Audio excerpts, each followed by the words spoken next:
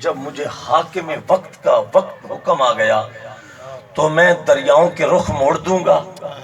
جہاز گرا دوں گا۔ آپ حضرات بیٹھے نہیں ہو، میں تو ویسے خود اپنے آپ تقریر کر رہا ہوں، میں جہاز گرا دوں گا، سمندروں کے رخ پھیر دوں گا۔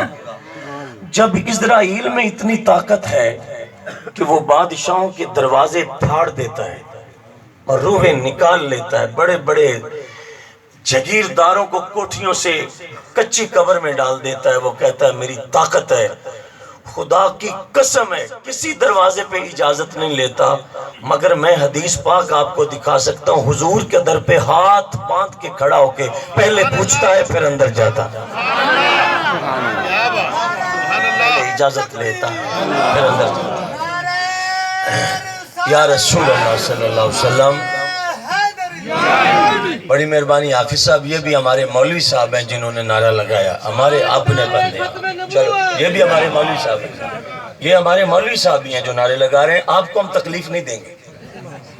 ہم خود ہی نعرے لگائیں گے، خود ہی سبحان اللہ کہیں گے اور خود ہی تقریر سنیں گے، خود ہی سنائیں گے۔ آپ ذرا 10 منٹ اپنی سیٹوں پہ جلوہ گر رہے ہیں، اور بالکل ایک وی آئی پی سیٹ ہوتی ہے، آپ کے پاس وی آئی پی سیٹ ہے، آپ اس پہ بزنس کلاس سیٹ ہوتی ہے ایک جہاز میں بھی، آپ وہاں تشریف رکھیں، ہم آپ کو کچھ بھی عرض نہیں کریں گے، مگر فقیروں کا پیغام سنیے کہ رسول اللہ کا دین تمہاری چوکھٹ پہ دستک دینے آیا ہے کہ امت کے غافلوں نبی کا دین سن لو۔ دین پیغام دیتا ہے کہ غفلت کے پردے چاک کر لو اور حضور کا دین سن لو۔ قبلہ پیر صاحب، میں آپ سے دعا کی خیرات کا طالب ہوں، میں علیل ہوں، حافظ صاحب کی محبت میری علالت پہ غالب ہے،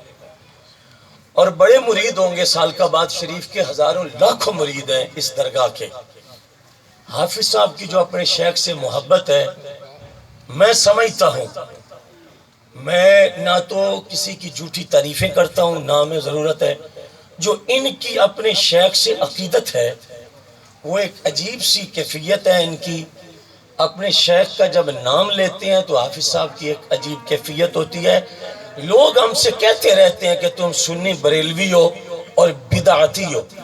میں لوگوں سے کہتا ہوں کہ آپ کو بدعت کی تعریف کا پتہ ہی نہیں ہے، تو وہ کہتے ہیں تمہیں ہم بدعتی اس لیے کہتے ہیں کہ تم تو پیروں کے ہاتھ چوم لیتے ہو اور ان کے پاؤں چوم لیتے ہو، تو اللہ کے علاوہ کسی کو چومنا یہ بدعت ہی ہوتی ہے۔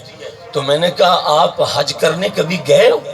کہتا میں تو الحاج ہوں، میں تو ہر سال حج کرنے جاتا ہوں۔ تو میں نے کہا کبھی آپ نے وہاں حجر اسود کو بھی چوما ہے؟ آپ آہستہ سے سبحان اللہ کہیں اور کسی وکیل سے مشورہ کریں کہ سبحان اللہ کہنے سے پاکستان میں آئین میں کوئی پرابلم تو نہیں آتا؟ باقاعدہ طور پہ کسی وکیل سے، اور ہمارے بھتیجے ہیں ایک وکیل باقاعدہ طور پہ، عبدالرزاق بھائی کے بیٹے ہیں، بڑے اچھے وکیل ہیں، آپ کسی اچھے وکیل سے رابطہ کریں کہ ایک گگو منڈی سے آنے والا پردیسی مولوی اور غریب الوطن آدمی جس پہ نماز قصر ہے، وہ ہمیں محفل میں کہتا ہے کہ اللہ کا نام لو۔ دیکھیے پھر سنیے کہ ایک غریب الوطن مولوی ہے، وہ بیچارہ مولوی ہے، وہ ہمیں کہتا ہے رب کا نام لو۔ گالی دیتے ہوئے مشورے کے بغیر گالی دے لیتے ہو، چغلی کرتے وقت بغیر مشورے کی امت چغلی کر لیتی ہے، غیبت کے لیے بھی کوئی وکیل رکھنا پڑتا ہے،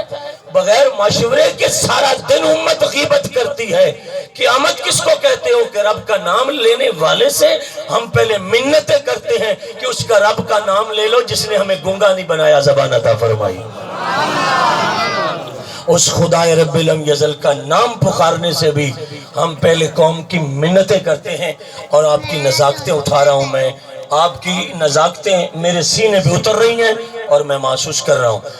آپ حضرات کی خدمت میں التماس ہے، التجا ہے، میری گزارش ہے دست بستہ کہ آپ حضرات 10 سے 15 منٹ رسول اللہ کے دین